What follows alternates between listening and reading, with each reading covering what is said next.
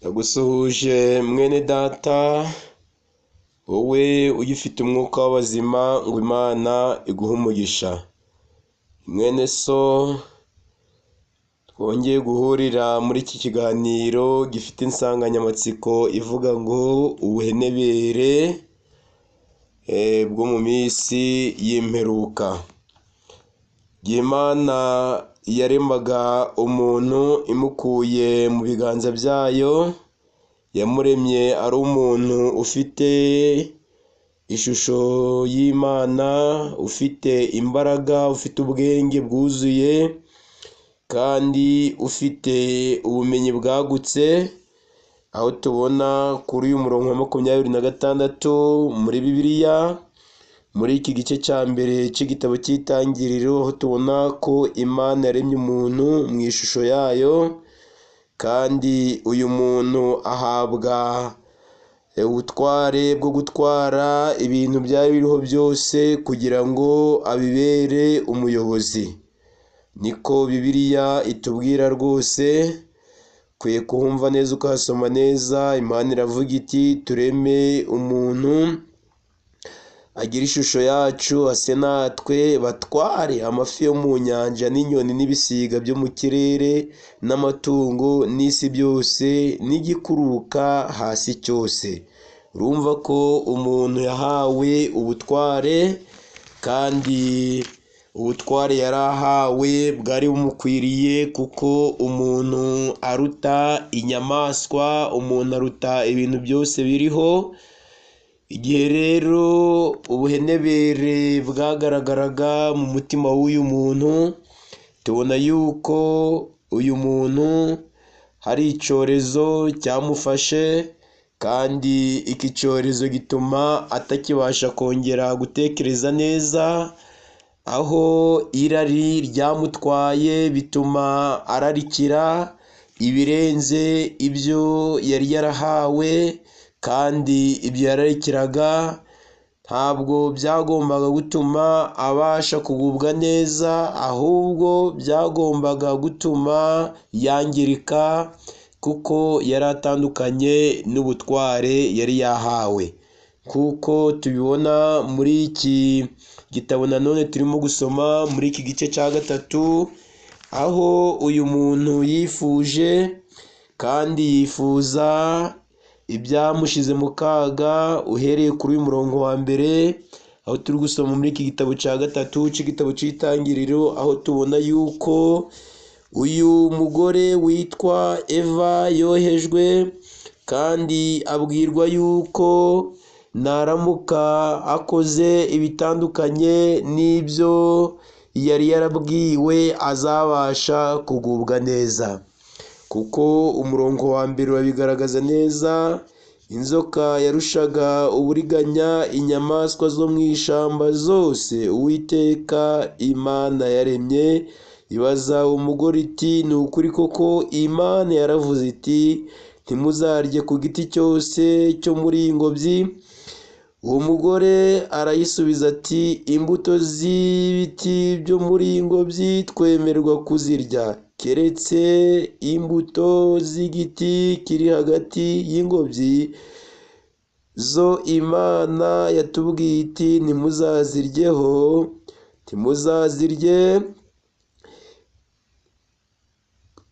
ntimuzazikoreho mutazapfa. Uyu mugore nawe yari azi yuko Imana yababujije kugira ngo bazabashe gukomeza kugubwa neza, ariko igihe uyu mugore yateraga intambwe yo kubasha kumvira akarimi karehareha k'umwanzi, ingaruka zabaye ni iz'uko batakaje imbaraga, batakaza ubwiza bw'Imana, baratangira biremera ubucucero, kuko batari bagifitanye umushyikirano n'Imana. Ubuhenebere rero turaza kubona mu kutirinda, aho tubona ko muri iki gihe hari umugabane w'abantu benshi bagenda batera ikirenge mu cy'abatubanjirije nabo batirinze, bikabagiraho ingaruka zitari nziza, harimo n'ababyeyi bacu ba mbere cyangwa se abakurambere bacu ba mbere bateye intambwe yo kuva mu bwiza bw'Imana. Turaza gusoma muri Bibiliya nanone muri iki gitabo cyitwa Abalewi. Abalewi muri iki gice cya 10 turaza kuhabona ingingo ikomeye cyane yoretse abantu muri iyi minsi, ingingo yitwa ubuhenebere bukomoka ku businzi. Ubuhenebere bukomoka ku businzi. Benshi muri iyi minsi baragenda batakaza ishusho y'Imana, baragenda batakaza imbaraga z'umubiri, ingaruka zikaba izo guta ubwenge, ingaruka zikaba izo kugira ibyo bangiriza, ndetse hakaboneka gufungwa ndetse n'urupfu bidasiganye. Tuza kubona muri iki gitabo cy'Abalewi iki gice cya 10 aho tubona Imana yanga kwihanganira ubusinzi bwa bene Aroni, harimo uwitwa Nadabu ndetse n'Abihu.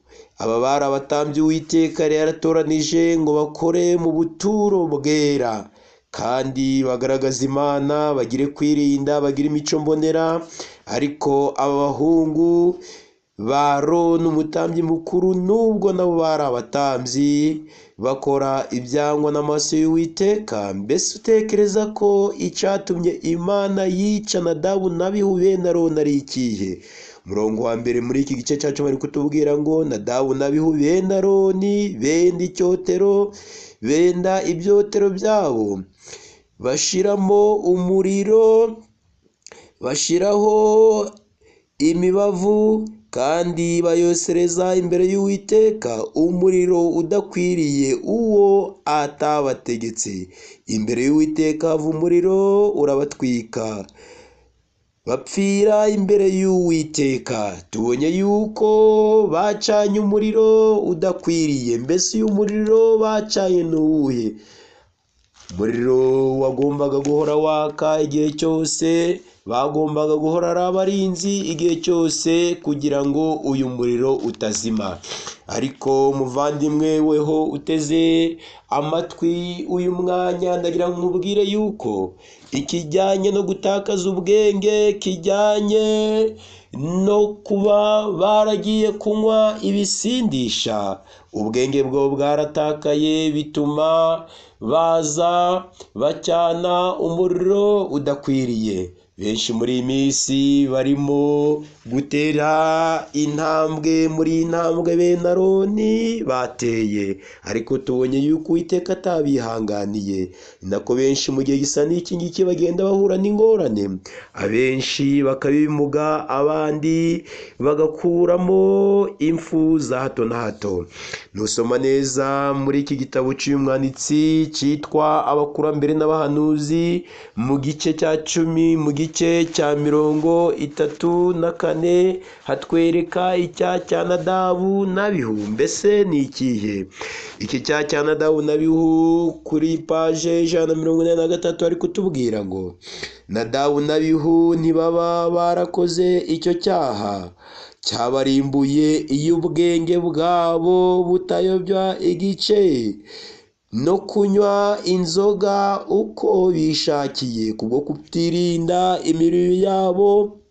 Basanzwe badashitse gukora imirimo yabo yera. Ibitekerezo byabo byagize urujijo, kandi umutimanama wabo urahunikira ku buryo batashoboye kumenya itandukaniro riri hagati y'icyiza ndetse n'ikibi, y'ibyera n'ibisanzwe. Ngiyi impamvu yatumije bene Aroni batabasha gusobanukirwa n'umuriro wari ukwiriye uwo ari we. Ingaruka zibabaho, Uwiteka ntiyabihanganira, Uwiteka arabica. ingaruka ziriho muri iyi minsi tugenda tuzibona henshi bavandimwe, zikomoka ku businzi. uwari wese arazibona. Kandi muri iki gitabo cy'abacamanza tubona uburyo Imana yatanze inama ku mubyeyi umwe. Mbese mubyeyi uriho muri iyi minsi, inama Uwiteka agiye atanga kugira ngo abana babashe kugira imico myiza ni iyihe? Ababyeyi benshi basigaye bagotomeza abana inzoga. Ababyeyi benshi basigaye bumva yuko inzoga banywa n'abana babo bazinywaho, ariko ni umurage utari mwiza. Iki gitabo cy'abacamanza muri iki gice cya 13 tubona marayika w'Imana abonekera ababyeyi ba Samusoni. Samusoni wari ugiye kuba umunaziri w'Uwiteka, yabwiwe yuko akwiye kuyobora urugamba rw'Abisirayeli, ariko byakomokaga ku kuba ababyeyi be baragize kwirinda. Nuko hari umugabo w'Isora wo mu muryango w'Abadani witwaga Manowa. ni kuzasoma ku murongo wa 2 muri iki gice cya 13 cy'igitabo cy'abacamanza.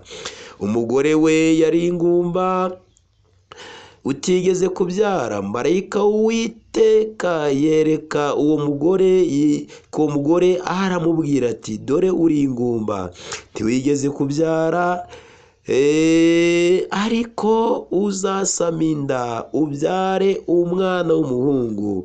Nuko ndakwinginze wirinde kunywa vino cyangwa igisindisha, kandi ntukagire ikintu cyose gihumanya, kuko uzasama inda ukabyara umuhungu, kandi ntihazagire umwogosha, kuko uwo mwana azaba umunaziri ahereye akiva mu nda ya nyina, kandi niwe uzatangira gukiza Abisirayeli amaboko y'Abafilisitiya. Ntuzagire vino ushira mu kanwa kawe cyangwa igisindisha icyo ari cyo cyose. Iri ni ihame. Mbese impamvu ni iyihe? Kwari ukugira ngo azabashe kuyobora ubwoko bw'Abisirayeli neza. Mwene data uteze amatwi muri uyu mwanya, ikintu cyose cyangiza ubwenge bw'umuntu cyitwa igisindisha. Inzoga ziriho muri iyi minsi namwe murazizi aho ziteje akaga gakomeye cyane. Abasore benshi bamaze gupfapfana, abagabo benshi nuko, imiryango myinshi iri gusenyuka, abagore n'abagabo benshi bari gutandukana, impanuka nyinshi, purusa nyinshi ku ijana n'iz'ababa basinze. Nta munsi impanuka zitaba hejuru y'ubusinzi. Abica abandi nuko nguko. Inshuro nyinshi ubusinzi nibwo bugenda buteza akaga mu miryango ikomeye cyane, harimo ubukene n'ibindi. Ibyo namwe murabizi, hakuzengurutse urahabona ibibazo nk'ibyo ngibyo, ku buryo rwose ntakwirwa nkubwira ibyo utumva. Ndagira ngo nanone nsome muri iki gitabo cy'umwanditsi cyitwa Inama zigirwa itorero n'umugabane wa mbere, aho tuza kubona amagambo akomeye cyane. Ariko mbere yuko tuyasoma, reka tubanze dusome muri iki gitabo cya Bibiliya, muri iki gitabo cy'imigani. Iki gitabo cy'imigani tuza kuhabona amagambo agaragaza uburyo ubuhenebere bukomoka ku businzi buteza akaga imiryango myinshi, kandi bigatuma abantu bata ubwenge, bigatuma abantu berekeza mu cyerekezo batakagombye kwerekezamo. Umunsi umwe hari abagabo babaye mu buhenebere nk'ubwo ngubwo, barangije igihe batahaga berekeza kuri polisi, baje kubwira abapolisi ngo nibabakingurire, ngo ninde wabahaye uburenganzira bwo guhagarara aho bagombaga kunyura. Namwe murumva aho umugabo ata ubwenge akaja gukinguza kuri polisi ngo nibamukingurire, kandi barabacumbikiye. Icyakora igihe zabavagamo nibwo bamenya agaciro k'aho bari, kuko ntabwo byaboroheye. Ubuhenebere bw'inzoga buragaragara ahantu hose. Bibiliya muri iki gice cya 20 mu gitabo cy'imigani ari kutubwira ngo vino ni umukobanyi. Inzoga zirakubaganisha kandi ushukwa nazo ntagira ubwenge. Ni Bibiliya nsomye rwose igaragaje yuko vino ari umukobanyi. Inzoga zirakubaganisha kandi ushukwa nazo ntagira ubwenge. Mbese ushukwa n'inzoga? Hari benshi bavuga ngo njyewe nshoboye kwigerera, sinanywa inzoga ngo nanirwe kwigerera. Upfa kuba wazinyoye gusa. Inzoga iyo zageze mu mubiri w'umuntu ziragenda zikica ubwenge bw'umuntu. Ahabona umuntu w'umugabo rwose wakagombye kwiyubaha, arimo kugenda yiyandarika, yizambaguje, ari kwihagarika abonye hose, ari guta ibitabapfu, barimo kumuheka, yagera mu rugo ugasanga ari kuryamana inkweto, igitanda akacyuzuza bimwe aba arimo kubigarura, umugore akarahangayitse, abana bikaba uko nguko, amafaranga yamariye muri kabare, mu rugo abana babuze minerivara, mituweli nayo. Ingaruka ziragaragara ahantu hose ko bijyanye n'ubuhenebere bw'inzoga mwene data, ku buryo utahinyura isomo rivuga ngo ushukwa nazo ntagira ubwenge. Uwo ari we wese rero inzoga zabasha kumushuka igihe cyose yaba ateye intambwe yo kuzinywa. Ndetse muri iki gice cya 23 turaza kuhabona amagambo ari kutubwira ati kuri uyu murongo wa 30, aho tuza kubona amagambo akomeye cyane. Reka duhere kuri uyu murongo wa 29 kugira ngo turusheho kubyumva. Ninde ubonye ishano, ninde utaka? Inguma nyinshi, imibyimba byinshi, abafite ibipfuko turababona impande zitandukanye. Ninde ufite intonganya? Turabibona mu miryango myinshi itandukanye, aho umugabo aba avuga neza ari muzima ariko yamara kunywa amaze kugira mu buhenebere, umugore akarara ahagaze, rimwe akarara mu bigunda, ariko mwirukangaho. Biri kutubwira ngo ninde ufite intonganya, ninde wiganyira ati amafaranga nari mfite yose nayamaze, ninde ufite inguma zitagira impamvu, ninde utukana, ninde utukuza amaso. 30 n'abarara inkera kandi n'abagenda bavumba inturire. Ntukarebe vino uko itukura igihe ibirira mu gikombe ikamanuka neza, amaherezo iryana nk'inzoka kandi igatema nk'ipiri. Bavandimwe, ibi bizwi n'abazinywa uburyo babyuka bacitse intege, umutwe wamenaguritse, batakaje imbaraga z'umubiri. Ibi rwose ndabivuga bakarushaho kubyumva neza. Iki gitabo rero cy'uyu mwanditsi kuri paje 140 ni amagambo akomeye cyane. Mu gice cya 16 atubwira ngo ntiwanduze isano yawe y'Imana n'umuntu. Amagambo akomeye cyane hano kuri paje 140 ari kutubwira ngo ntibyigeze kubaho ko ukuboko k'umuntu kugaragaza neza ipica y'ubucakara n'ububata bw'umuntu wishwe n'ibinyobwa bisindisha. Uwagizwe imbata akaba yaraherendebereye, nubwo yakangurwa akamenyeshwa umubabaro we, ntagira imbaraga yo kwikura mu mutego. Niko bimeze rwose. Azongera aje kuvumba. Tubibona ahantu hatandukanye aho umugabo arara yasinze ariko bugaca mu gitondo ari kuja kongera kuvumba. Mu by'ukuri ubusinzi buva mu nzoga, yaba yoroshye cyangwa ikomeye. Kunywa izo zoroshe bitera umuntu gushaka kunywa n'izikomeye. Uko utangira kunywa buhoro buhoro bizarangira ubaye umusinzi. Bityo gukunda akayoga bikoma umuntu.